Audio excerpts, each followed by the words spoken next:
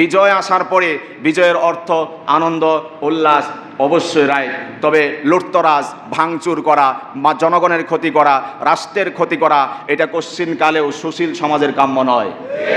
এগুলোর জন্য আল্লাহর দরবারে জবাবদিহিতা করতে হবে। এই যে জুলুম, মানুষের অন্যায়ভাবে মানুষের দোকানপাট ভাঙচুর করা, মালামাল ছিনিয়ে নেওয়া, আল্লাহর হাবিব বলেছেন সবচেয়ে গরিব কারা জানো? সাহাবীরা বললেন যার টাকা পয়সা নাই সেই তো গরিব।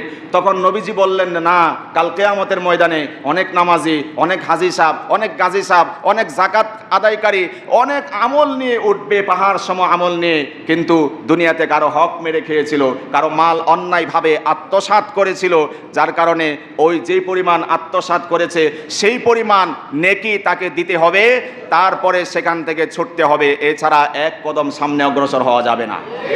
এজন্য আল্লাহর ওয়াস্তে উৎসব, এনজয়, উল্লাস চলুক, বিজয়ের আনন্দ